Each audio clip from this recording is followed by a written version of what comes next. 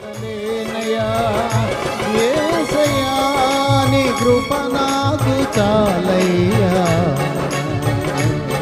నీ కృప లేనిదే నే బ్రతుకలేనయా, నీ కృప లేనిదే నే బ్రతుకలేనయా, నీ కృప లేనిదే నే బ్రతుకలేనయా.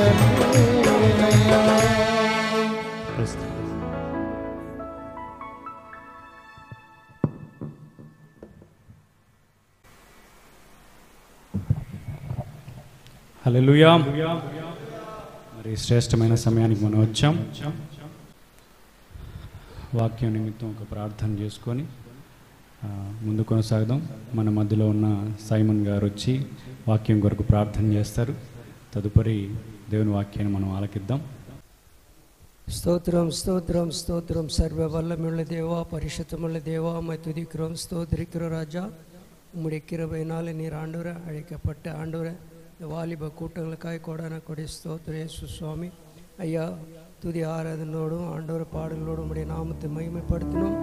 முதல்ல ஆண்டவரை பரிசுத்தமான வார்த்தைகளை நாங்கள் கேட்ட, இரண்டாவது ஆண்டவரை வார்த்தை பேசுகிற உம்முடைய தாசனை கூட நீர் பலப்படுத்தி ஆசீர்வதித்து உன்னதமான வாக்குகளை எங்கள் எல்லாருக்கும் பிரயோஜனகரமான வார்த்தைகளை நீர் பேசும்படி செபிக்கிறோம், துதிக்கிறோம். உடைய பரிசுத்தாவி வல்லமை எங்கள் ஒவ்வொரு மீதும் இறங்கி உம்முடைய நாமத்தை மகிமைப்படுத்த நீர் கிருபை செய்யும்படி செபிக்கிறோம், துதிக்கிறோம், ஸ்தோத்திரிக்கிறோம். உடைய தாசனை பலப்படுத்தும், ஆசீர்வதியும்.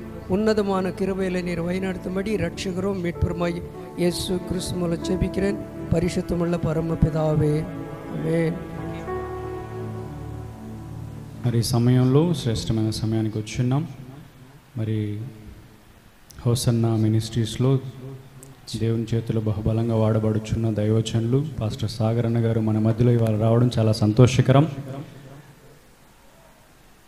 అనేక పనులు ఉన్నప్పటికీ మనకి అడగగానే డేట్కి అన్న రావడం చాలా సంతోషకరం.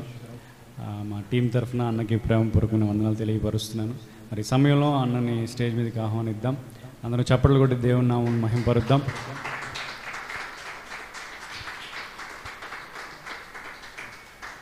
యేసుక్రీస్తు ప్రశస్త నామంలో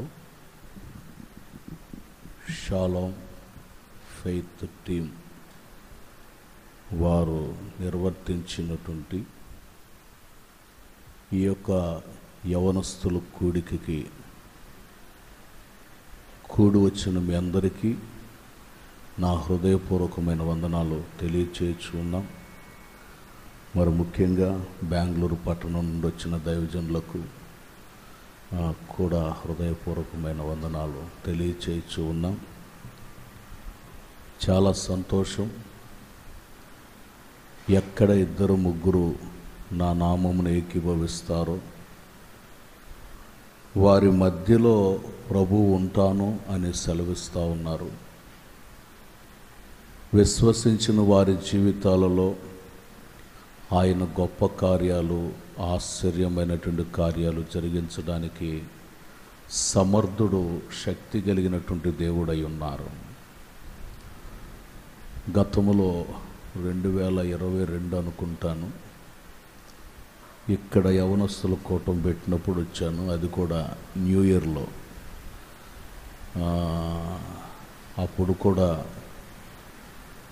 అనేక మంది పాలు పొంది దేవుని మాటలు వినటానికి సహాయం చేశారు. ఈ రోజున ఈ విధంగా ప్రభు సన్నిధిలో ఆయన ఘననామాన్ని మహిమపరుచుకోవటానికి దేవుడి గొప్ప ధన్యతను అనుగ్రహించారు అని చెప్పుటలో సందేహమేం లేదు. నిజముగా యవనస్తులుగా ఉంటున్నటువంటి వారు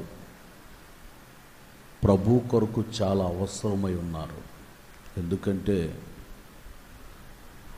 బాల్య దినముల నుండే సృష్టికర్తను స్మరణకు తెచ్చుకోవాలని, తండ్రి యొక్క ఘననామాన్ని మహిమపరచాలని ప్రతి ఒక్కరు కూడా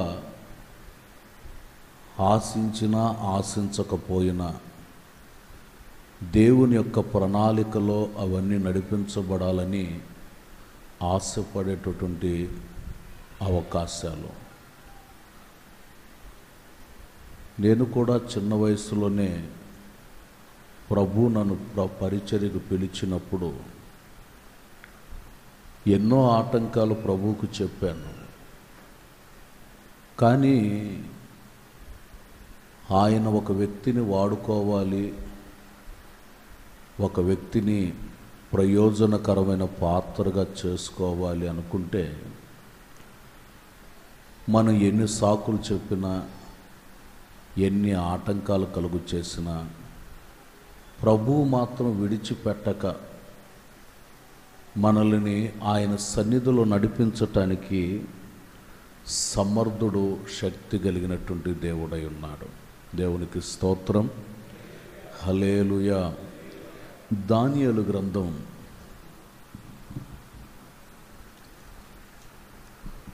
6వ అధ్యాయం.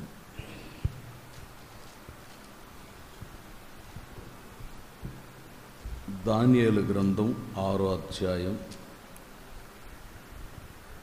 28వ వాక్యాన్ని నేను చదువుతాను, ప్రారంభ వాక్యం కనుక. ఈ దానియేలు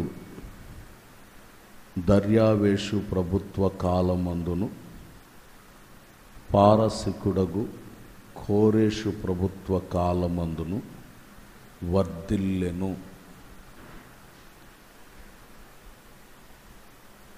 ఇక్కడ మనం చదివిన వాక్య భాగాన్ని గమనించినప్పుడు దానియేలులో ఎన్నో శ్రేష్టమైనటువంటి గుణాతిశయాలు మనకి కనబడుతాయి. మంచి స్థితి కలిగినటువంటి వాడే, ఒక దేశములో ఒక బానిసత్వపు బ్రతుకుతున్నటువంటి వ్యక్తే. కానీ ఆ ప్రాంతంలో కూడా దానియేలు వర్ధిల్లుచుండెను అని మనం ఇక్కడ చదవగలుగుతున్నాం. చాలా చోట్ల మనం వింటుంటాం ఈ మాట, వర్ధిల్లాలి వర్ధిల్లాలి అంటుంటారు. ప్రతి వాళ్ళు కూడా వారి వారి చిహ్నానికి సాదృశ్యమైన జెండాని పట్టుకొని వర్ధిల్లాలి వర్ధిల్లాలి వర్ధిల్లాలి అని కేకలేస్తుంటారు.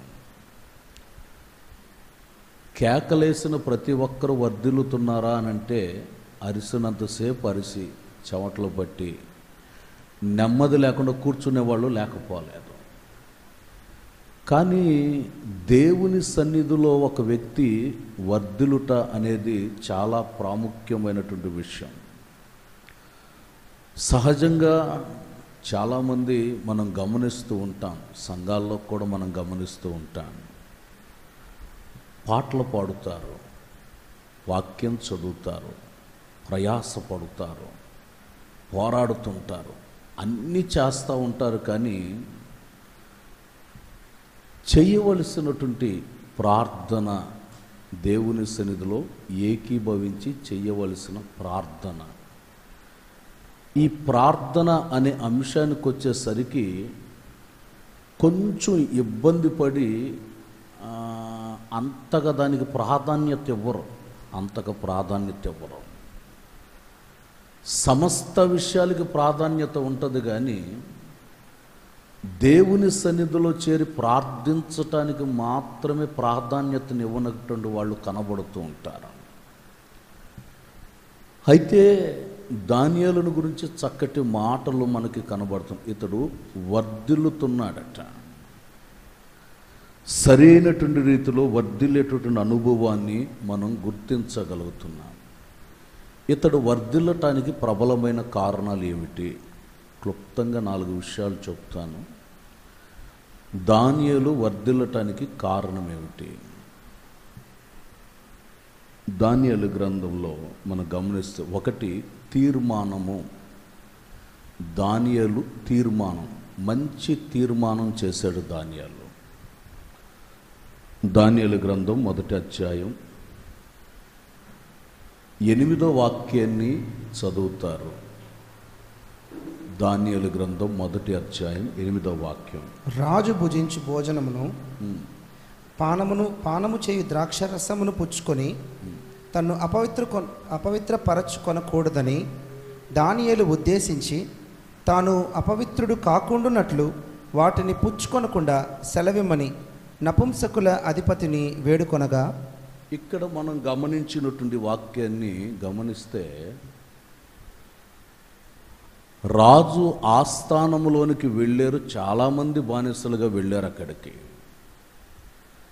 అయితే ఆహారం, రాజు తినే ఆహారాన్ని తినమని ఆజ్ఞ జారీ చేయబడింది. అనేక మంది ఉన్న ఈ దానియేలు టీం చెప్తున్న మాట ఏంటంటే, అయ్యా ఈ ఆహారాన్ని మేము తినం, ఈ ద్రాక్షారసాన్ని మేము త్రాగి మమ్మును మేము అపవిత్రపరుచుకొనలేము అంటారు. అంటే మేము దేవునితో ఏ తీర్మానమైతే చేశామో, దేవునికి మేము ఎలాగైతే సమర్పించుకున్నామో, ఈ సమర్పణని మేము ఏమాత్రము కూడా విడిచిపెట్టము అంటారు. దేవా, నువ్వు చెప్పినట్టు సేవ చేస్తా, నన్ను బ్రతికించు. నా లోపట మాట ఏంటంటే, బతికిన తర్వాత సేవ తర్వాత అప్పుడు ఆలోచిద్దాం. నా హృదయంలో మాట, దేవుడెవరో హృదయ రహస్యాలు ఎరిగినవాడు, తలంపు పుట్టక మునిపే మనిషి యొక్క జీవితాన్ని గమనించగలిగినవాడు. ఎప్పుడైతే నేను ఆ మాట అన్నానో వెంటనే ప్రభు చేతినట్టు చాపి ప్రమాణం చేయన్నాడు. నేను సేవకు రావటానికి ఎన్నో ఆటంకాలు ప్రభువుకి చెప్పాను. నేను మొత్తం మీద ఆ రోజున నేను దేవునితో తీర్మానం చేశాను, చేతులు ప్రమాణం చేసి తీర్మానం చేశాను. దేవుడు నన్ను బ్రతికించాడు. ఎవరు నా కొరకు ప్రార్థించారో ప్రార్థించిన చోట్లకంతా వెళ్ళి సాక్ష్యం చెప్పొచ్చాను. నేను ఎక్కడికి వెళ్ళి సాక్ష్యం చెప్పినా అక్కడున్న పాస్టర్లందరూ నన్ను పిలిచి నా తల మీద చేయబెట్టి ప్రార్థన చేసి, నువ్వు గొప్ప సేవకుడు కావాలని ఆశీర్వదించడం స్టార్ట్ చేశారు. నా మనసులోనేమో సేవకు పొరపాటున రాకూడదు, బాగుపడినా కూడా. ఎన్నో వాక్యాల ద్వారా దేవుడు దర్శించారు, హెచ్చరికలు చేశారు, దర్శనముల ద్వారా స్వప్నముల ద్వారా ప్రత్యక్షమయ్యారు. ఎన్ని ప్రత్యక్షతలు వచ్చినా నేను ఏమాత్రము కూడా దేవునికి అప్పగించుకోలేదు. తీర్మానం చేశాను కానీ ఆ తీర్మానం బ్రద్దలు చేయాలని ప్రయత్నించాను. కానీ ఒకరోజు మా ఇంట్లో మాకు తినటానికి కష్టమైన పరిస్థితులు వచ్చేసాయి. ఇంట్లో మంచిగా సుఖ సంతోషంగా ఉంటున్న ఇంటిలో అంత అంచెలంచెలు అంత డ్రై అయిపోతుంది. ఒక్కొక్క సామాగ్రి అమ్ముకొని తినే పరిస్థితికి వచ్చింది. అంత కఠినమైన పరిస్థితికి వెళ్ళిపోతున్నా కూడా నాకు అర్థమవుతుంది, నా ద్వారా ఇది జరుగుతుందని నాకు తెలుస్తుంది. అయినా ఎందుకు వెళ్ళాలి సేవకి అని నా జీవితంలో దేవుడు నన్ను విడిచిపెట్టి మా నాన్నని అమ్మని దర్శించడం స్టార్ట్ చేశాడు. వాళ్ళిద్దరిని దర్శిస్తూ అంటారు, ఈ యొక్క లోటుపాట్లకు కారణం ఏమిటి అంటే, నా నిమిత్తం నిర్ణయించబడిన తీర్మానించినటువంటి ప్రథమ ఫలం నీ ఇంట్లో ఉంది. ఎప్పుడైతే ఈ ప్రథమ ఫలాన్ని నువ్వు అప్పగించేస్తావో నీ కుటుంబాన్ని నేను ఆశీర్వదిస్తానని ప్రభువు చెప్పాను. ఆ రోజు కూడా ఇలాగే మీరు ఎట్లా టీముగా గ్రామాలకు వెళ్ళి కోటాలు పెట్టి సువార్తను ప్రకటిస్తున్నారో అలాగా ఒక ప్రార్థన కూటానికి వెళ్ళి వచ్చాను. నేను కూడా అక్కడ కూడా సాక్ష్యం చెప్పి వచ్చాను. ఇంటికి వచ్చేసరికి నా సూట్ కేసు సర్ది గుమ్మంలో పెట్టున్నారు. ఏమిటనంటే, నీవు సేవకు వెళ్ళకపోతే మా ఇంట్లో ఆశీర్వాదం ఉండదు అని తల్లిదండ్రులు ఆ రోజున నన్ను తీసుకువెళ్ళి పరిచర్యలు అప్పగించారు. 94వ సంవత్సరంలో ఫిబ్రవరి నెల 2వ తేదీ దేవుని ఇంట్లో నేను అడుగుపెట్టాను. ఆ రోజు నుండి ఈ రోజు వరకు ఇంచుమించు 30 సంవత్సరాలు దేవునితో చేసిన తీర్మానాలు ఆయన నన్ను తీసుకుని వచ్చి సన్నిధిలో పెట్టినటువంటి విధానం తర్వాత నాకు ఎన్నో దర్శనాలు ఇచ్చి దర్శనము చేత ఈరోజు వరకు కూడా పరిచర్యలో ప్రభు నడిపిస్తున్నాడు. మన జీవితంలో కూడా, మీ జీవితాల్లో కూడా దేవుని ఎదుట మీరు ఏ తీర్మానం చేసినా చేసిన తీర్మానాలు బ్రద్దలు చేసుకోకూడదు. ఆ తీర్మానాన్ని స్థిరపరుచుకొని అది కష్టమైన నష్టమైన దేవునికి సజీవ యాగంగా సమర్పించుకోవాలి. దానియేలు విలువైన తీర్మానం చేశారు. అక్కడ ఉంటున్నటువంటి నడిపించువాడు అంటారు, నా ఉద్యోగం పోతుందంటే ఒక్క 10 దినాలండి. మీరు ఆహారం పెట్టిన వాళ్ళు, మీ ఆహారం తిననటువంటి వాళ్ళు ముఖ తేజస్సులు చూడండి. ప్రియులారా, 10 దినముల తర్వాత గమనిస్తే ఈ రాజుగారి ఆహారం తిన్న వాళ్ళ కంటే తినని వాళ్ళ ముఖాలు ప్రకాశించేయట. 14 చదువుతారు.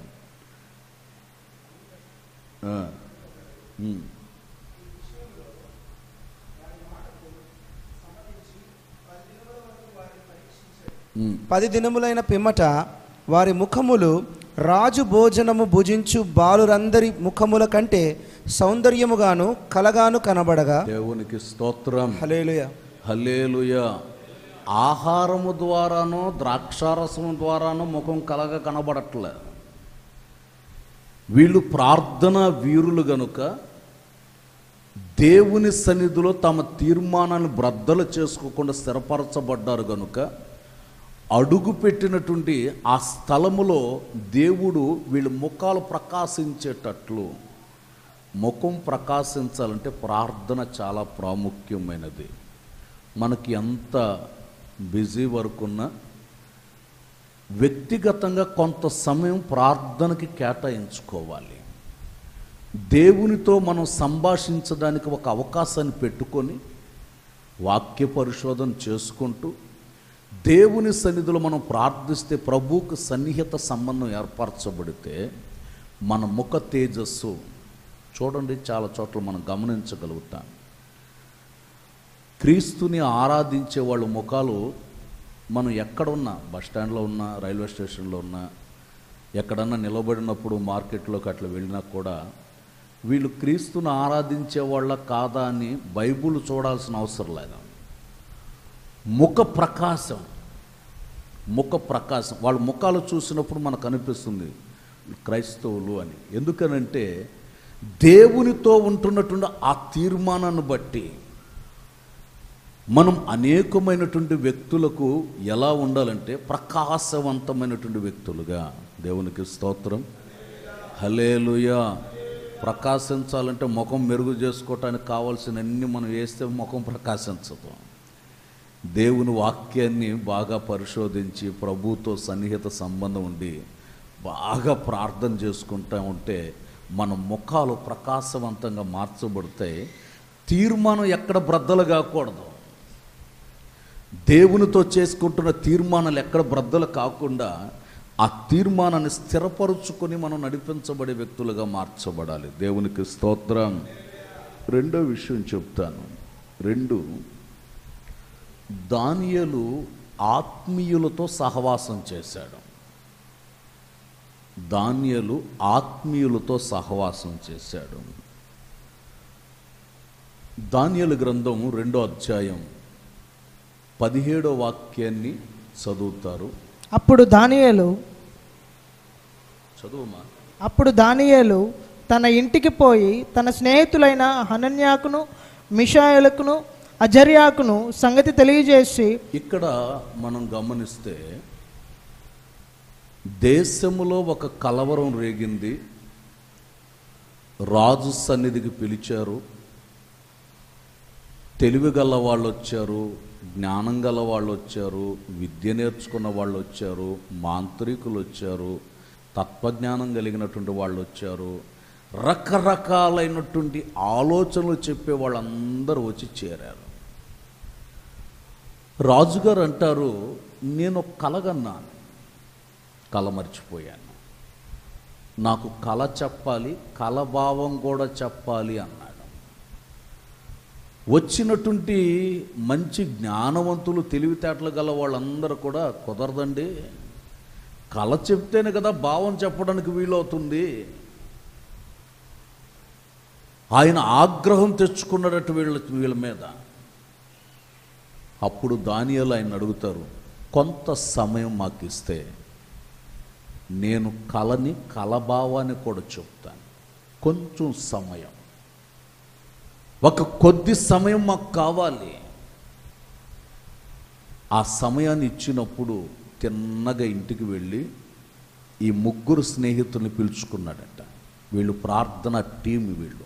దేవునికి స్తోత్రం, హల్లెలూయా. ఈ ప్రార్థన టీం అంతా ఏకీభవించి దేవుని దగ్గర ప్రార్థిస్తున్నారు. ఒక సమస్యకు పరిష్కారం కలగాలి అంటే కలవరపడకూడదు. ఒక సమస్యకు పరిష్కారం జరగాలి అంటే మనం కంగారు పడకూడదు.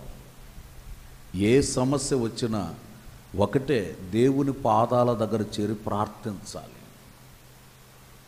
ఒకసారి ఒక దెయ్యం పట్టినోడిని తీసుకొచ్చారు. 10 మంది చుట్టూ చేరి ప్రార్థన చేస్తున్నారు. యేసు రక్తాన్ని నుచ్చరించి గద్దించి ప్రార్థన చేస్తుంటే వానిని పట్టి వేధిస్తున్న దెయ్యం, వెళ్ళిపోతా వెళ్ళిపోతా, వదిలిపెట్టండి రా బాబు, నీకు దండం పెడతాను, వెళ్ళిపోతా, ఆపు ప్రార్థన అని అంటుంది. వీళ్ళు ఆపేస్తే నేనెందుకు వెళ్తా, నేను పొరపాటున వెళ్ళను అంటుంది. ఇట్లాగే జరుగుతూ ఉంది.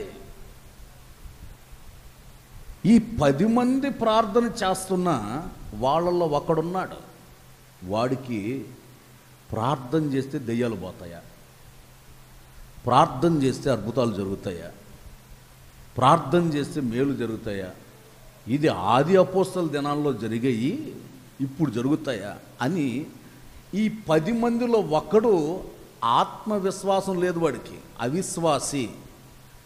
వీడున్నాడు కనుక వాడు పోట్ల, వాడికి బలం దొరికింది. 9 మంది ప్రార్థన చేస్తున్నా ఒకడు బలం దొరికింది కనుక వాడిని ఆధారం చేసుకున్నాడు పోట్ల. ఇందా కరెంటు పోయినట్టుగా కరెంటు పోయింది. అప్పుడు వాడిని, ఆ అవిశ్వాసంగా ఉన్న వాడికి డబ్బులు ఇచ్చి వెళ్ళి అగ్గిపెట్టి ఒక మైనపోతుని తీసుకురమ్మని పంపిస్తే వాడు వెళ్ళిపోయాడు. వెళ్ళిపోయిన తర్వాత మరలా ప్రార్థన చేయటం స్టార్ట్ చేస్తే మా వాడిని పంపించేశారుగా నేను పోతా అంటున్నాడు. మా వాడిని పంపించేశారుగా నేను పోతాను అంటున్నాడు. అంటే ఉదయం నుండి వాడు పోకపోవటానికి కారణం ఎవరంటే ఈడు. 10 మంది ఉన్నా ఆ 10 మందిలో ఒక్కడు ప్రార్థన లేకుండా అవిశ్వాసపు జాడ, వాడిని విడిచిపెట్టి వెళ్ళిపోతే వాడు మంచి ఆరోగ్యవంతుడుగా మార్చబడ్డాడు. దేవునికి స్తోత్రం. మనం దేవుని దగ్గర ప్రార్థించేటప్పుడు అది పొంది ఉన్నామని విశ్వసించి చేసుకోవాలి ప్రార్థన. దేవుని దగ్గర మనం ఎలాగా ప్రార్థిస్తామో, ఏ విషయం కొరకు మనం కొన్ని వాక్యాలు తెలుసు. మత్తయి సువార్తలో ఉంటుంది 7:7లో, అడుగుడి మీకు. దేవుని సన్నిధిలో ప్రార్థించేటప్పుడు అడగాలి, విశ్వాసపూర్వకంగా అడగాలి. యోహాను సువార్తలో ఉంటుంది, మీకు ఏది ఇష్టమో అడగండి అది ఇవ్వబడుతుంది అని. అడగాలి, ఇష్టమైన దానిని అడగాలి. యోహాను సువార్తలోని మరొక చోట రాయబడి ఉంటుంది, మీ సంతోషం పరిపూర్ణమయ్యేటట్లు అడగండి అంటాడు. అడగాలి, ఇష్టమైన దాన్ని అడగాలి, సంతోషము పరిపూర్ణమయ్యేటట్లు అడగాలి. దేవుని దగ్గర ఆ దిశగా అడగటం ప్రారంభిస్తే దేవుడు మన జీవితంలో ఎన్నో మేలులు చేయటం ప్రారంభిస్తాడు. నా జీవితంలో జరిగిన ఒక చిన్న సంభవం చెప్తాను. సేవ ప్రారంభ దినాలలో ఆ రోజుల్లో టేప్ రికార్డులు, నేను సంఘానికి టేప్ రికార్డు కావాలని శనివారం ఫాస్టింగ్ ప్రేయర్లో అందరితో చెప్తే వాళ్ళు నేను అందరం ప్రార్థన చేశాం. నేను సంఘస్థులకు ఏం చెప్పానంటే, సెంటర్ చర్చిలో ఉంది కదా పలానా కంపెనీ టేప్ రికార్డు, అలాంటిదే మనకు కావాలి, ప్రార్థన చేయండి అని సంఘానికి చెప్పాను. నేను కూడా ప్రార్థన చేస్తున్నాను. ఒక 2 నెలల తర్వాత నేను సెంటర్ చర్చికి వెళ్ళాను. వెళితే పాస్టర్ గారు నన్ను చూడంగానే, అబ్బాయి ఒక వారం రోజుల నుండి ఒకటే ప్రేరేపణ నాకు అన్నాడు. ఆయన ఎప్పుడైతే ఆ మాట అన్నాడో నాకు హుషారు ఎక్కువైంది. ఎందుకంటే నేను 2 నెలలు చేసిన ప్రార్థన దేవుడు అంగీకరించినట్టున్నాడు అని సంతోషంతో పాస్టర్ గారితో పాటు రూమ్ దగ్గరికి వెళ్ళాను. ఆయన ఒక బ్యాగులో టేప్ రికార్డు పెట్టి నా చేతిలో పెట్టాడు. చెప్తాను వినండి, హల్లెలూయా కాదు, అసలు జరిగిన సంబంధం చెప్తాను. నేను దాన్ని చూసిన వెంటనే ఆ టేప్ రికార్డ్ని 2 నెలల ప్రార్థన జీవితం ఎగిరిపోయింది.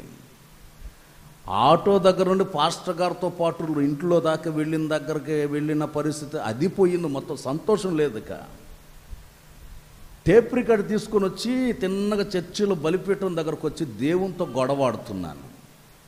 అడగమన్నావు, సంతోషం పరిపూర్ణమయ్యేటట్టు అడగమన్నావు, ఇష్టమైన దాన్ని అడగమన్నావు. ఇంత అడిగి ప్రార్థన చేస్తే డొక్కు టేప్ రికార్డు ఇచ్చాడు. అది చాలా పాతది టేప్ రికార్డు. అది కూడా మొత్తం ఓడ తీసేసి ఫ్యాన్ పెడితేనే పనిచేస్తుంది అది. అలాంటి టేప్ రికార్డు ఇచ్చాడు పాస్టర్ గారు. నేను ఒకటే గొడవ దేవునితో, నేను నిన్నేం అడిగాను, నువ్వు నాకేమిచ్చావు. ప్రభు అంటారు, ఒరే 2 నెలల నుండి నువ్వు చేసావు ప్రార్థన, ఏం చేసావు ఒకసారి రిపీట్ చేసుకో అన్నాడు ప్రభు. నీవు గమనానికి తెచ్చుకో, అసలు నువ్వు ఏం చేసావు ప్రార్థన గమనానికి తెచ్చుకో. ఆలోచిస్తే నాకు జరిగింది ఏంటంటే, సెంటర్ చర్చిలో టేప్ రికార్డే సంఘంతో చెప్పింది, అలాంటిదే కావాలన్నాను కానీ అలాంటిది కొత్తది కావాలని ప్రార్థన చేయించలే. క్లారిటీ అన్నమాట. కొత్తది కావాలని నేను ప్రార్థన చేయించాల సంఘంలో. ఆ కంపెనీ అట్లాంటిదే మనకు కావాలన్నాను అంతే. అందుకని దేవుడు ఏం చేశాడంటే వాళ్ళు కొత్తది కొనుక్కునేటట్టు చేసి ఆ డొక్కు టేప్ రికార్డు నాకు ఇచ్చాడు. ఆ రోజు నేను అనుకున్నాను, నేను ప్రభువుని అడిగితే ఏదైనా క్రొత్తగానే అడగాలి కానీ పాత సరుకు మనకొద్దు. దేవుని అడిగేటప్పుడు క్లారిటీతో, స్టడీస్ విషయమైనా కూడా అంతే, నేను ఏ కాలేజీలో చదవాలి, నేను ఏం చదవాలి, ఒక క్లారిటీతో దేవుని అడిగితే దేవుడు దానిని గురించి మనకు తెలియచేస్తాడు. ఏ కాలేజీలో చదవాలో, ఏం చదవాలో, మన జీవితం, మన భవిష్యత్తును గురించి అన్నీ కూడా ప్రభువుని అడిగి తెలుసుకుంటే మనం ఎక్కడికి వెళ్ళాలి, ఏ చోట ఉండాలి, ఏ స్థలములో ఉండాలి, ఎలాంటి స్థితిలో మనం నడిపించబడాలి, ప్రతిదీ కూడా దేవుడు అన్ని విషయాలు తెలియచేయటం ప్రారంభిస్తాడు. దేవునికి స్తోత్రం, హల్లెలూయా. అన్ని విషయాలు. అందుకే దానియేలు తన స్నేహితులతో కలిశాడట. ప్రార్థనా పరులైనటువంటి స్నేహితులతో కలిసి ప్రార్థన చేయటం ప్రారంభిస్తే దర్శనను గూర్చి, అక్కడ ఉన్న కలభావాన్ని గురించి మిగిలిన 3 చెప్పలా దేవుడు. మిగతా 3 చెప్పలా. వివరణ ఇచ్చింది దానియేలుతోనే వివరణిస్తున్నాడు ప్రభు. ఎందుకంటే ఆ సమస్యను గురించి దేవుని దగ్గర రాజు ఎదుట ఒప్పుకున్నది ఆ వ్యక్తి కనుక దేవుడు దానియేలుకు వివరణాత్మకం ఇస్తున్నాడు. మనం దేవుని సన్నిధిలో ఏ సమస్య నిమిత్తం ఏకీభవించి మొరపెట్టి మనం ప్రార్థన చేస్తామో ప్రార్థన గొప్ప కార్యాలు చేయటం ప్రారంభిస్తుంది. దేవునికి స్తోత్రం, హల్లెలూయా, హల్లెలూయా. ప్రియులారా, యవనస్తులు కోటాలంటే గేమ్స్ ఉంటాయి, ఆటల పోటీలు ఉంటాయి, ఇట్లాంటివి కానీ పెడితే జనం తెగ వచ్చేస్తారు. అసలు ఈ హాలు కాదు, బయట కూడా సరిపోతుంది. అదే ప్రార్థనకి, వాక్యానికి, దేవుని స్తుతించడానికంటే ఆ పెద్దగా తీసుకోరు జనం. అదే ప్రార్థనకి అనే ఇలాంటి విధానాలుగానే ఉంటే కొంచెం కష్టంగా ఉంటుంది కొంతమందికి. ఆత్మీయ తండ్రి దైవజనులు యేసన్ గారు ఎప్పుడు చెప్తుంటారు, ఆయన ఉన్న దినాల్లో అన్నిట్లో బాగుంటారట. ప్రార్థన అంటే లేచి వెళ్ళిపోతారంట. కారణం ఏంటంటే వాళ్ళకు ముళ్ళ మీద కూర్చున్నట్టు ఉంటుందట. ముళ్ళ మీద కూర్చున్నట్టు గుచ్చుకుంటున్నట్టు, ఎందుకులే బయటికి వెళ్ళి 2 రౌండ్లు వేసి వద్దాం అంటుంటారట. ప్రార్థనకి ఎక్కువ ప్రాధాన్యత ఇవ్వరట. దేవునికి స్తోత్రం, హల్లెలూయా. దానియేలు దేవుని దగ్గర ఏకీభవించారు. మీరు కూడా ఏకీభవించి ప్రార్థిస్తే ఆయన అద్భుత కార్యాలు చేస్తూ ఉంటారు. ఎప్పుడు చెప్తుంటాడు, టీమ్గా మేము నెలకొకసారి ఏకీభవించి ప్రార్థన చేసుకుంటూ ఉంటాం. ఆ ప్రార్థనలో కొనసాగించబడదు. టీం అంతా కలిసి ప్రార్థన చేస్తూ ఉంటాం. టీముగా ఒక్కొక్క ప్రాంతానికి వెళ్ళి సువార్తను ప్రకటిస్తూ ఉంటాం. తను చెప్తున్నప్పుడు నాకు చాలా సంతోషం. ఎందుకంటే ఇలాంటి ప్రార్థనా పరులు ఉన్న చోట, ఆ ప్రార్థన టీం ఉన్న చోట వచ్చిన ప్రజలు ఆ ప్రార్థన అనుభవాలను నడిపించబడితే జరిగే క్రియ అద్భుతమైనటువంటి క్రియ జరిగించబడటం ప్రారంభించబడుతుంది. దేవునికి స్తోత్రం. ఒకరు అంశం చెప్పినప్పుడు అందరూ ఏకీభవించి ప్రార్థన చేస్తున్నారు అనుకోండి, ఆ విధానం వేరుగా ఉంటుంది. ఏకీభవించిన హృదయంతో మనం ప్రార్థన చేస్తే మనం ఉంటున్న ప్రాంతాలే కాదు, రాష్ట్రాలు, దేశాలను కూడా మనం చేతిలో స్వాధీనపరుచుకుంటాం. దేవునికి స్తోత్రం, హల్లెలూయా. దానియేలు వలె సహవాసం, ప్రార్థనా పరులైనటువంటి వారితో మంచి సహవాసం కలిగి జీవిస్తే దేవుడు రాబోయే కాలాన్ని గురించి తెలియచేస్తాడు. మీ భవిష్యత్తులో ఏం జరుగుతుందో తెలియచేస్తాడు. ఎలాంటి స్థితిని మీరు ఎదుర్కొనబోతున్నారో తెలియచేస్తారు. అందుకని అలాంటి సహవాసం మన జీవితానికి కలిగి ఉండాలి. దేవునికి స్తోత్రం, హల్లెలూయా. 3వ విషయం చెప్తాను. 3, దానియేలు నమ్మకస్తుడు. 1 తీర్మానం, 2 సహవాసం, 3 నమ్మకస్తుడు. 6వ అధ్యాయం దానియేలు గ్రంథం 4వ వాక్యాన్ని చదువుతారు. అందుకు ఆ ప్రధానులను అధిపతులను రాజ్యపాలన విషయంలో దానియేలు మీద ఏదైనా ఒక నింద మోపవలనని ఉండి తగిన హేతువు కనిపెట్టుచుండ్రి. కానీ దానియేలు నమ్మకస్తుడయ్యి నేరమైనను ఏ తప్పైనను చేయువాడు కాడు గనుక దానియేలులో తప్పైనను లోపమైనను కనుగొనలేకపోయిరి. ఇక్కడ మనం గమనించిన వాక్యాన్ని, చదివిన వాక్యాన్ని గమనిస్తే ఎక్కడి నుండో వచ్చినటువంటి బానిస కదా ఇతడు. వీళ్ళు ముఖాలు తేటగా ఉంటున్నాయి, వీళ్ళు ఏది చెప్పినా చెప్పేస్తున్నారు. లోకల్గా మనం ఉంటున్నటువంటి, మనం లోకల్ జనంగా ఉంటున్న మనకి ఈ ఘనత లేదు, అతడికి ఘనత వస్తుంది. అంచెలంచెలుగా అతడు ఘనపరచబడుతున్నాడు. ఇతని మీద ఏదైనా ఒక నింద మోపాలి. ఆత్మీయులకి ఎక్కువ నిందలు వస్తుంటాయి. పెద్దవాళ్ళు చెప్తుంటారు, కాయలున్న చెట్టుకి ఎక్కువ రాళ్ల దెబ్బలట.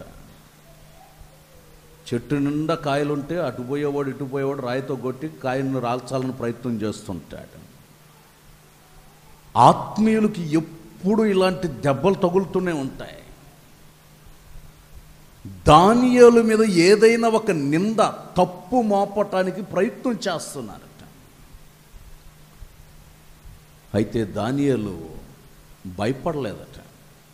నేను ఎందుకు భయపడాలి? నేను ఆరాధిస్తుంది ఎవరిని, నేను స్తుతిస్తుంది ఎవరినని కలవరం చెందకుండా ఇంటికి వెళ్ళి పై కిటికీ తలుపు తెరిచి పబ్లిక్గా జనం కనబడేటట్టుగా ఎలుగెత్తి ప్రార్థన చేస్తున్నాడట. రోజుకు 3 పర్యాయాలు ప్రార్థన చేస్తున్నాడు. అప్పుడు వీళ్ళు కనిపించింది, ఇప్పుడు దొరికాడురా వీడిని తీసుకెళ్ళి అక్కడ నిలబెట్టవచ్చు. దేశంలో ప్రార్థించకూడదని ఒక చట్టం వచ్చేసరికి నేనెందుకు ప్రార్థన చేయకూడదని పబ్లిక్గా, రహస్య ప్రార్థన కాదు, దేవుని సన్నిధిలో చేరి నిలువు మోకాళ్ళ మీద ఉండి అందరికి వినబడేటట్టు ప్రార్థన చేస్తూ ఉంటే దొమ్మిగా వచ్చి పట్టుకున్నట్టు రాజు ఎదుటికెళ్ళి నిలవబెట్టారు. రాజా నువ్వు చెప్పిన ఆజ్ఞను తృణీకరించాడు. దానియేలుని రాజు అడుగుతాడు, నువ్వు చేసింది నిజమేనా? అవునండి. నేను ప్రార్థన చేయొద్దని చెప్పాను కదా. ఎలా కుదురుతుందండి? ఎలా కుదురుతుంది? ఒక మనిషిలో శ్వాస నిశ్వాసలు ఆడకపోతే మనిషి బ్రతకడం. ఊపిరి గట్టిగా బిగబట్టుకుంటే కసేపుడు జచ్చూరుకుంటాడు. శ్వాస నిశ్వాసలు ఆడకపోతేనే మనిషి ఎలాగ చనిపోతాడో నా ప్రభువుని ఆరాధించకుండా నేను ఉండలేను. దేవునికి స్తోత్రం, హల్లెలూయా. సాక్ష్యం, నా ప్రభువుని నేను ఆరాధించకుండా ఉండలేను. వాళ్ళు ఇంకా కంకణం కట్టుకొని ఎత్తి సింహాల బోన్లో పడేశాడట. కానీ దానియేలు కలవరపడలేదు. ఎందుకంటే నింద ఒక 100తో సమానం అట. నింద వచ్చిందంటే ఒక 100 రూపాయలతో సమానం అట. ఈ నిందకి పొరపాటును కలవరపడలేదు. ఎందుకంటే దేవుడు నాకు డబల్ ప్రమోషన్ ఇవ్వటానికి సిద్ధం చేస్తున్నాడేమో, మంచి స్థితిలో నన్ను ప్రభు పెట్టడానికి సిద్ధం చేస్తున్నాడేమో అని ఏమాత్రం కలవరం చెందకుండా కూర్చున్నాడు. సింహాలు కూడా ఇతన్ని ఏం చేయలే, మౌనగా కూర్చొని చూస్తున్నాయట. ఇదేమిటిరా బాబు, ఈయనకే కాకుండా మాకు కూడా ఉపవాస ప్రార్థన అయిపోయింది. ఇక్కడ మాకు కూడా ఉపవాస ప్రార్థన పడినట్టు తినేవాళ్ళం.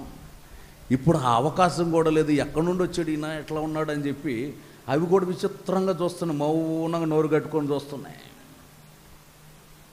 అంటే దేవుని ప్రజలు ఎక్కడ అడుగుపెట్టినా, కోరలు విలిచే సింహాలైనా గర్జించే అయినా, ప్రార్థనా పరుడు అడుగు పెడితే ప్రతిదీ కూడా నోరు ముయ్యాల్సిందే. దేవునికి స్తోత్రం, హల్లెలూయా. ప్రార్థనా వీరులు నిలవబడితే, ఒక పోరాట పటిమతో దేవుని శక్తిని పొందటానికి నిలబడితే దేవుడు ఒక విలువైన క్రియ చేయటం ప్రారంభిస్తాడు. ఇంకా చీకటి ఉండగానే రాజుగారు పరిగెత్తాడట. గుహ దగ్గరికి వెళ్ళి ఆయన అంటున్న మాట, జీవము కలిగిన దేవుని సేవకుడవైన దానియేలు అంటాడు. ఆయన ఒక రాజు కదా, మరి ఇతడు ఆరాధిస్తున్నటువంటి దేవుడు జీవం గలవాడని గుర్తించాడు. చదువుతారా ఆ మాటను కూడా? జీవం 6:20 అతడు గుహ దగ్గరకు రాగానే దుఃఖస్వరముతో దానియేలును పిలిచి, జీవము గల దేవుని సేవకుడు అయిన దానియేలు, నిత్యమును నీవు సేవించుచున్న నీ దేవుడు నిన్ను రక్షించగలిగినా అని అతను అడిగాడు. గమనిస్తే జీవము కలిగిన దేవుని సేవకుడు అయిన దానియేలు అంటాడు. ఒక అన్యుడు ఒప్పుకుంటున్నాడు. మనల్ని గూర్చి మనం ఎక్కడ అడుగు పెట్టినా, ప్రార్థనా టీముగా ఏ చోట అడుగు పెట్టినా మనల్ని గురించి ప్రజలు సాక్ష్యం చెప్పాలి. ఆమేన్. ప్రజలు సాక్ష్యం చెప్పాలి. వీళ్ళు నోటి మాట. పేతురు గారిని గురించి అదే అంటారు కదా, వాళ్ళు చలి కాచుకునే దగ్గర మాట్లాడుతుంటే నీ పలుకులే నిన్ను గురించి సాక్ష్యం చెప్తున్నాయి అంటారు. మన నోటి మాట, మన ప్రవర్తన, మన నడవడిక, చట్టాన్నైనా అధికారంలో కూర్చున్న వ్యక్తులైనా వారి నోట ఒక ధైర్య సాహసంతో మాట్లాడగలిగేటట్లు దేవుడు ఒక అద్భుతాన్ని చేయటం ప్రారంభిస్తాడు. ఒక అన్యుడుగా ఉంటున్న వ్యక్తి ఒప్పుకుంటున్నాడు, ఇతడు జీవం కలిగిన దేవుని సేవకుడు, దేవుడు నిన్ను రక్షించాడా లేదా అంటే బయట ఉన్న వాళ్ళందరూ నవ్వుకుంటున్నారు. వేరే బాబు నిన్న వేసేవాడిని చచ్చూరుకుని ఉంటాడు, నిన్న పడ్డాడు గుహలో, ఇప్పుడు దాకా బతుకుంటాడని జనం నవ్వుకుంటున్నారు. అయితే లోపటి నుండి ఒక స్వరం, రాజు చిరంజీవి అగునుగాక. దేవునికి స్తోత్రం. రాజు చిరకాలం బ్రతుకుతాడు. లోపటి నుండి స్వరం వచ్చేసరికి బయట ఉన్న వాళ్ళు కంగు తిన్నారు, ఇది ఎలా సాధ్యము అని. ప్రియ దేవుని ప్రజలారా, మనం ఎక్కడ ఏ చోట అడుగు పెట్టినా నిన్ను బట్టి, మిమ్మల్ని బట్టి, నన్ను బట్టి, మన అందరిని బట్టి అడుగు పెట్టిన చోట అన్యజనులు సహితం నిజ దేవుని శక్తిని గుర్తించక తప్పదు. దేవునికి స్తోత్రం. ప్రార్థన ద్వారా అంతటి ఘనకార్యాలు ఉన్నాయి. ప్రార్థన ద్వారా అంతటి విలువైనటువంటి మేలులు దేవుడు జీవితంలో జరిగించగలిగిన వాడు. ఎలా సాధ్యమైంది దానియేలు అనంటే 22 చదవండి. 22 నేను నా దేవుని దృష్టికి నిర్దోషినిగా కనబడితిని గనుక. ఇక్కడ చూడండి, నా తెలివితేటలో, నా జ్ఞానమో, నాకు కలిగినదేవో దానివల్ల కాదు. నేను దేవుని దృష్టికి నిర్దోషిగా ఉన్నాను, దోషము లేని వ్యక్తిగా ఉన్నాను. మనం దేవుని ఎదుట దోషము లేని వ్యక్తులుగా, కొన్నిసార్లు మనల్ని చూసిన వాళ్ళు రకరకాల దృష్టిలతో చూస్తుంటారు. కానీ మనం ఆరాధిస్తున్న దేవుని దృష్టిలో మనం నిర్దోషులుగా, అంటే దోషము లేని వ్యక్తులుగా, కపటము లేని వ్యక్తులుగా ఆయన ఎదుట కానీ మనం నిలవబడ్డామంటే దేవుడు దూతలకు ఆజ్ఞాపిస్తాడట. దేవునికి స్తోత్రం. దూతలకు ఆజ్ఞాపించి వెళ్ళండి, ఆ సింహాల నోళ్ళను మూయించండి. దేవదూతలకు ఆజ్ఞాపిస్తాడు. మన నిర్దోషత్వం, మన భక్తి, మన ప్రార్థనా జీవితం. ఒక అతను చర్చికి బయలుదేరాడు, వస్తున్నాడు. ప్రార్థనకు వస్తున్నప్పుడు ఎదుర్రాయి తగిలిందట, కాలుకి ఎదుర్రాయి తగిలిందట. బొటన వేలు పచ్చడిగా పగిలిపోయి రక్తం వస్తుంది. కట్టు కట్టించుకొని చర్చికి వచ్చాడు. రావటం అంటాడు, పాస్టర్ గారు దేవదూతలు నిద్రపోతున్నారు అనుకుంటా అన్నాడు. దేవదూతలు నిద్రపోతున్నారు అనుకుంటా అన్నాడు. ఏమిటనంటే వాక్యం ఉంది కదా కీర్తనలో, నీ పాదానికి రాయి తగలకుండా దేవదూతలు ఎత్తి పట్టుకుంటారు అని అన్నారు కదా. మరి నా కాలుకి రాయి తగిలింది, దేవదూతలు నిద్రపోతున్నారు అనుకుంటా, కాలు పచ్చడైపోయింది, రక్తం వస్తుంది అన్నాడు. నేను ఈయనే, నీకు రాయి తగలక మునుపు నీ మనసు ఎక్కడుంది? రాయి తగలక మునుపు నీ మనసు ఎక్కడుంది? దేవదూతలు నిద్రపోవటం కాదు, ప్రభువే అంటాడు, నేను కునుకక నిద్రపోక కాపాడుతున్న ప్రభువే అంటున్నాడు. మనసు ఎక్కడుందనంటే చర్చికనే బైబిల్ తీసుకుని బయలుదేరాడు, రోడ్డు ఎక్కాడు, సెంటర్ దాకా వచ్చాడు. అక్కడ టీ అంగడి దగ్గర పాటలు పెట్టారు. ఈయన ప్రభువుని తెలుసుకోకముందు ఉన్న పాటలు వాడు అప్పుడు వేసాడు. ఆ పాటలు వేసేసరికి వెంటనే ప్రార్థనకి బైబిల్ పట్టుకొని వచ్చే వాడికి ఈ చెవులు స్పందించే ముందు ఆటోమేటిక్గా హృదయం స్పందించింది, నడక మారింది, స్టైల్ కూడా మారిపోయింది, మాట మారిపోయింది, పద్ధతి మారిపోయింది, విధానాలు మారిపోయాయి. ఇక ఆ స్పందనలోనే ఆలేనం అసలు బయలుదేరింది ఎక్కడికి? చర్చికి బయలుదేరినోడికి స్పందన అంతా అది వచ్చేసింది మొత్తం మైండ్లోకి. ఎప్పుడైతే వచ్చిందో వెంటనే అక్కడ రాయి ఉంది, రాయికి తగిలాడు, కాలు పచ్చడైపోయింది. అప్పుడు అంటాడు, ఓహో నేను నా దృష్టి, నా మనస్సు అక్కడికి వెళ్ళిపోయింది కనుక దేవుడు నాకు బుద్ధి చెప్పడానికి రాయి పెట్టాడు. అంతకుముందు ఏమంటాడు? దేవదూతలు నిద్రపోతున్నారని అంటాడు. దానియేలు అంటారు, నా దేవుని దృష్టికి నేను నిర్దోషిని గనుక దూతను పంపించాడట. దేవునికి స్తోత్రం. నా ప్రజలు అక్కడ కష్టంలో ఉన్నారని దూతను పంపిస్తున్నాడు. దేవుని దూత వచ్చి సింహాలను ముయించేశాడు. మనం దేవుని ఎదుట నిర్దోషులుగా యథార్థ హృదయం కలిగినటువంటి వాళ్ళంగా ఉన్నామంటే నిశ్చయంగా మనలను బట్టి దేవుడు అక్కడ అన్నిటినీ మార్పు చేసి గొప్ప క్షేమాన్ని ఇస్తాడు. అందుకనే మనం నమ్మకస్తులై దేవుని ఎదుట యథార్థ హృదయంతో, కొన్నిసార్లు ఎవరు లేరు కదా, మనం ప్రార్థన చేస్తే ప్రభు వింటాడా లేదా అనుకుంటారు. 2-3 నా నామమును ఏకీభవిస్తే వారి మధ్యలో ఉంటాను. సంఘంలో ఒక ఆవిడ అంటది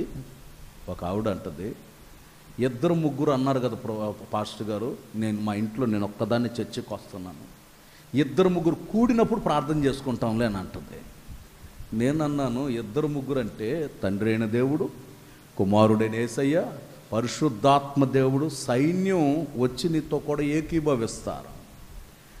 నీవు ప్రార్థిస్తే ప్రార్థన కొనసాగించబడుతుంది, కానీ నిన్ను ఈ ముసుగులో పెట్టి ప్రార్థన చేయకుండా చేస్తున్నాడు సాతానుగాడు.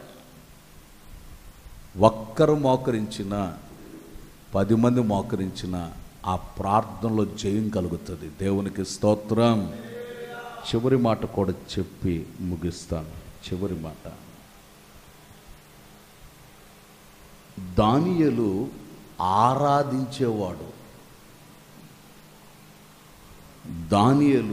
ఆరాధించేవాడు. మనం ఎక్కడ ఉన్నా ఆరాధించాలి. దానియేలు గ్రంథం 6వ అధ్యాయం 20వ వాక్యం. అతడు గుహ దగ్గరకు రాగానే దుఃఖస్వరముతో దానియేలును పిలిచి, జీవము గల దేవుని సేవకుడు అయిన దానియేలు, నిత్యము నీవు సేవించుచున్న నీ దేవుడు నిన్ను రక్షింపగలిగేనా అని అతను అడిగాను. ఇది మనం చదివిన వాక్యం. సేవించుచున్న దేవుడు నిన్ను రక్షించాడా? స్తుతియాగం. దేవుని సన్నిధిలో మనం స్తుతించాలి. ఆరాధన అంటే మనపూర్వకంగా దేవుడు చేసిన ప్రతి ఉపకారాన్ని తలంచి ఆరాధించాలి. దేవుని వాక్య పరిశోధన చేసిన మనం ఆ స్పాట్లో ఉన్నట్టుగా ధ్యానించాలి. ఎంతగా మనం స్తుతిస్తామో, ఎంతగా ఆరాధిస్తామో, ఎంతగా దేవుని నామాన్ని మహిమపరుస్తామో, ఆ స్తుతి యాగంలో గొప్ప శక్తిని మనం స్వతంత్రించుకోగలుగుతాం.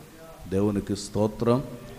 అందుకని ఎవరు ఉన్నా ఎవరు లేకపోయినా మన స్వరమెత్తి దేవుని గురించి పాడాలి, ప్రభుని ఆరాధించాలి, పూర్ణ బలముతో దేవుని ఆరాధించాలి.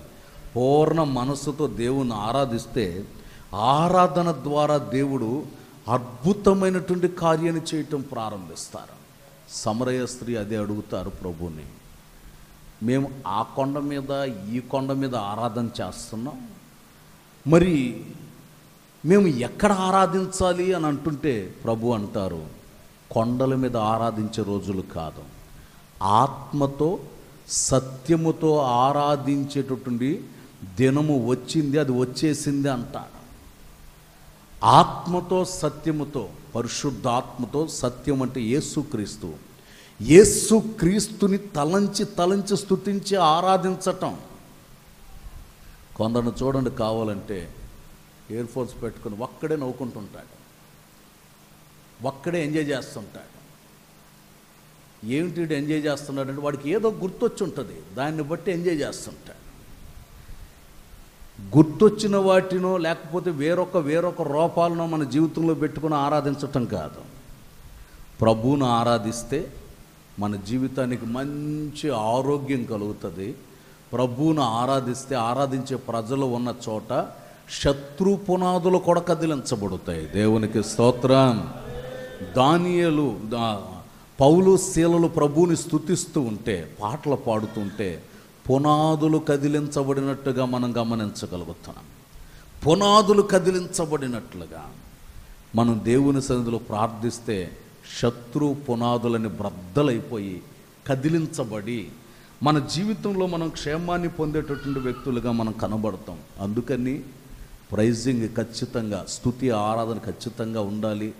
మనం ప్రతిరోజు ప్రభుని స్మరిస్తూ ఆరాధిస్తూ నడిపించబడితే దినదినము మన జీవితాలు అభివృద్ధి చెంది ఆశీర్వాదకరమైనటువంటి రీతిలో మార్చబడతాయి. అందుకని దానియేలు వలె మన జీవితంలో దేవుని ఎదుట ఒక తీర్మానం, 1 తీర్మానం, 2 సహవాసం, 3 నమ్మకస్తుడు, 4 ఆరాధించేవాడు. మనపూర్వకంగా దేవుని ఆరాధిస్తే మనం ఏ చోట ఉన్నా, ఏ ప్రాంతంలో ఉన్నా దేవుడు అద్భుతమైనటువంటి ఆశ్చర్య కార్యం చేయటం ప్రారంభిస్తాడు. ఇక్కడే తిరుపతిలో జరిగిన ఒక చిన్న విషయం చెప్పి నేను ముగిస్తాను. అదేమిటంటే, హాస్టల్లో చదువుకుంటున్నారు పిల్లలు, హాస్టల్లో ఉన్నారు. మధ్యరాత్రి 12 దాటిన తర్వాత మోకాళ్ళ మీద ఉండి స్తోత్రం స్తుతి యేసు రక్తం, స్తోత్రం స్తుతి యేసు రక్తం అంటూ ఉంటే తలుపు కిటికీలన్నీ టపా టపా టపా కొట్టుకుంటున్నాయంట. కిటికీ తలుపులన్నీ గాలి కూడా లేదు, ఇవేంటి టపా టపా కొట్టుకుంటున్నాయని మౌనం అయిపోతే అవి కూడా ఆగిపోతున్నాయట. స్తుతించటం మొదలు పెడుతుంటే తలుపులు కొట్టుకుంటున్నాయట. యేసు రక్తాన్ని నుచ్చరించి గంట సమయం బాగా ఆత్మలో నింపబడి ప్రార్థన చేస్తూ ఉంటే కిటికీ తలుపులన్నీ పెటకట కొట్టుకొని అన్నీ ఇరిగి పడిపోయాయి అంట. అన్నీ కిటికీ తలుపులు, గొమ్మపు తలుపులు అన్నీ ఇరిగి పడిపోయి ఉన్నాయట. ఉదయాన్నే వార్డెన్ వచ్చాడు. అన్ని రూములు చూస్తే అన్ని రూములు బాగానే ఉన్నాయి, ఈ రూమే గాలి రాలేదు, ఏ చెట్టు పడలేదు, ఈ రూమ్ ఏంటి ఇట్లా అయిపోయిందనంటే ఎవరు మాట్లాడట్లేదు. తలుపులన్నీ విరిగిపడిపోయినాయట.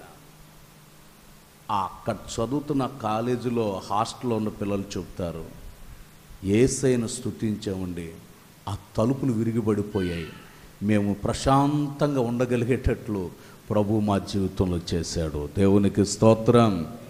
ఎక్కడ ఉన్నా కానీ, ఏ స్థలంలో ఉన్నా కానీ దేవుని సర్వోన్నతుడైన దేవుని బిడ్డలు అడుగుపెట్టిన చోటు ఎలా ఉంటుందంటే కదలిక ఏర్పరచబడుతుంది. అందుకని మన నోరు ఎక్కడ ఉన్నా, ఎన్ని కష్టాలు వచ్చినా, కొందరు సంతోషం ఉన్నప్పుడే పాటలు పాడుతుంటారు, సంతోషం ఉన్నప్పుడే అన్ని విధాలుగా మేలు జరిగి సంపూర్ణంగా ఆనందంగా ఉన్నప్పుడే పాటలు పాడుతారు.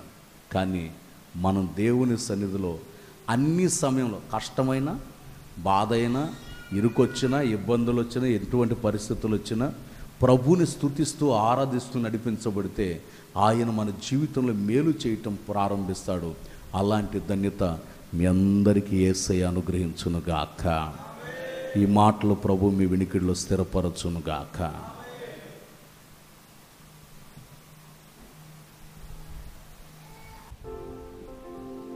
హల్లెలూయా. బిగురు చేద్దాం. హల్లెలూయా. గట్టిగా హల్లెలూయా. దేవునికి స్తోత్రం కలుగును గాక. దేవాదేవుడు ఈ దినమును ఏర్పరిచాడు మన కోసం. ఆమేన్. మొదటి సెషన్లో దేవాదేవుడు మనతో చక్కగా మాట్లాడి అన్నగారి జీవితంలో సాక్ష్యములు, ఎలాగ దేవుడు రక్షించారో అవన్నీ కూడా విన్నాం. దేవాదేవుడు ఆ యొక్క వాక్యాలన్నీ మన వెనుకలో దీవించాడు. రెండవ సెషన్లో సాగరన్నని నిలబెట్టుకొని దేవాదేవుడు మాట్లాడిన ప్రతి మాటను కూడా మనం విన్నాం. వాటి అనుగుణంగా మనము వినువారు మట్టు కాక వాటి అనుగుణంగా జీవించు వారిగా దేవుడు మనల్ని చేయునుగాక. ఆమేన్. హల్లెలూయా. ఇప్పుడు లంచ్ బ్రేక్ ఉంటుంది కనుక అందరం కూడా ప్రార్థన అనంతరం మనము లంచ్ బ్రేక్ తీసుకుంటాం. కనుక ఈ సమయంలో గిడియన్ వచ్చి తమ్ముడు వచ్చి ప్రార్థన చేసిన తర్వాత మనము సెలవు తీసుకుంటాం. అందరం ప్రార్థనలు ఏకీభవించి ఏకీభవిద్దాం. మహాపరిశుద్ధుడా, మహోన్నతుడా, సర్వాధికారి నీకు స్తోత్రాలు దేవా, స్తోత్రములు దేవా. నీ కృపచేత ప్రభువా స్తోత్రములు దేవా. మాకు ఇచ్చిన ఈ దినమును బట్టి నీకు స్తోత్రాలు చెల్లిస్తున్నా ప్రభువా. నీ దాసుని ద్వారా ప్రభువా స్తోత్రములు. దానియేలులో ఉన్న లక్షణములు మాకు బయలుపరిచిన విధానం బట్టి నీకు స్తోత్రాలు. ఎలాగ ఉండాలి, ఎలాగ తీర్మానంలో ఉండాలి, ఎలాగ నమ్మకముగా ఉండాలి, ఎలాగ ఆరాధించాలని ప్రభువా ఇంకా మాతో మాట్లాడిన విధానం బట్టి నీకు స్తోత్రాలు చెల్లిస్తున్నాను. ఓ రాజా స్తోత్రములు. ఈ వాక్యము మా హృదయములో ప్రభువా స్తోత్రములు పడి బహుగా 30ంతులుగా 60ంతులుగా 100ంతులుగా ఫలించుటకు మీరే కృప దయచేయమని కోరుచున్నాను తండ్రి. దీన్ని వృద్ధిపరచమని కోరుచున్నాను. ఈ వాక్యమును మా హృదయములో నింపుకొనుటకు సహాయము దయచేయమని కోరుచున్నాను తండ్రి. మీరే సహాయము దయచేయమని కోరుచున్నాను. ఓ ఓ తండ్రి నీకే వందనములు చెల్లిస్తూ ప్రభువా నీ దాసుని ప్రభువా స్తోత్రం మీరే జ్ఞాపకం చేసుకోమని కోరుచున్నా. నీ దాసుని చుట్టూ ప్రభువా నీ సిలువ కంచి వేయమని కోరుచున్నా. నీ రక్తపు కోటలో దాచమని కోరుచున్నా తండ్రి. వాళ్ళ పరిచర్యని జ్ఞాపకం చేసుకోమని కోరుచున్నా. మీరే రాజుగా, నీవే ప్రభువుడుగా తండ్రి, నీవే మహిమకు కారకుడుగా కృప దయచేయమని కోరుచున్నా.